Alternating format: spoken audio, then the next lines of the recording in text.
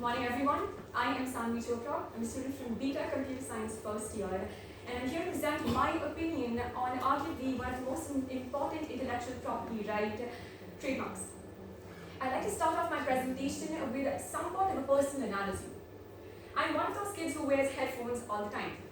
And wearing headphones for a few years made me realize that after a point people started identifying me with them. That is, if I was to be referred in third person without my name being mentioned, it would always be used the girl with headphones. And I think that is one of the most important examples of what a trademark is to a brand. A trademark is not just a marketing strategy, but a way a brand can assimilate into the daily lives of people. So what is a trademark formally?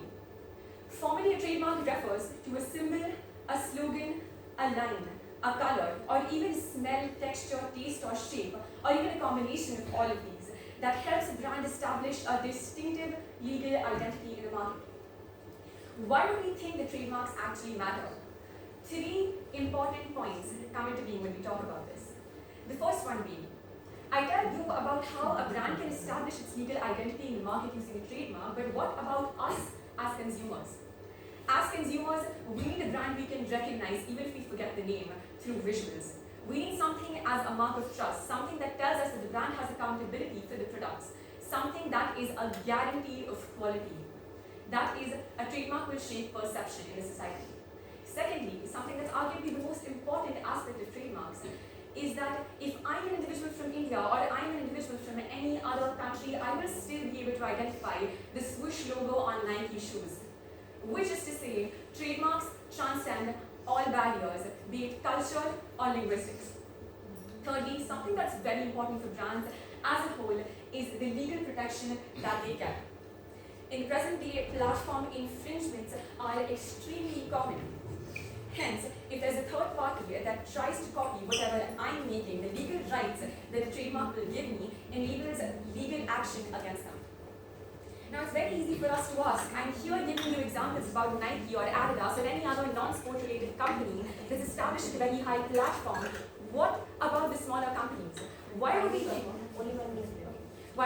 the smaller company that's at its infancy stage will need to establish a trademark and their identity? The answer lies in the definition of trademark in itself. The brand identity enables consumer trust. The online popularity that they get is easy to establish because of the mark that we create, and anybody who's scrolling through Amazon or Flipkart will immediately be hooked to the visual identity that I've created. Brand expansion, which is to say that if I am a company who is in the health and fitness industry, hypothetically, I'm making protein bars at the moment. Through my brand identity, people have their trust not on the product protein bars, but they have their trust in the brand as a whole. So if tomorrow I was to establish to other products like protein powders or chips or any other food item, they will have the trust in the brand itself.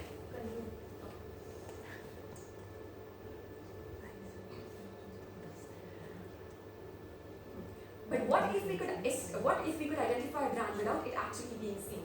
Here is where non-traditional trademarks actually come into being. It's not just a visual identity that a brand can create. There are multiple other ways they can establish themselves. Few examples being sound, color, smell, and shape. Take the example of the Nokia ringtone, the infamous one we can identify any single day. However, when it comes to non-traditional trademarks, they are very difficult to verify because they are abstract and not easy to define. Lastly, I would like to imply that trademarks are more than just marks on a product. They are the identity, the memory, and voice of the brand. Move to questions now.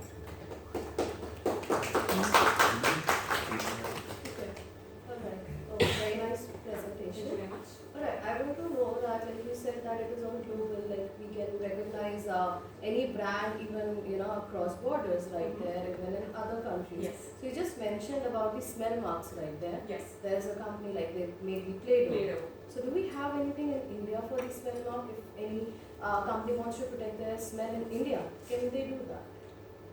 I feel like, as I said in the conclusion of the non-traditional trademark slide, it's highly difficult to define something when it comes to a non-traditional trademark, say it's defining a smell or the components of the smell. In India, I don't exactly have an example, but many things like foods with particular smells or spices with particular smells can be protected, although the definition is highly abstract. We do have a We do have a recent order by the registry. So on 21st of November 2025, Mhm. so there's a first smell mark which has been accepted. Oh. So before that, it was only outside India and other countries who could protect these smell marks. But now, even in India, we can do that. So there's a Japanese company, so they have protected their smell for the tires with a rose smell, scented rose smell. Okay. So now even in India, we do have an option. Mhm. So that is Apologies for my lack of information. Thank you.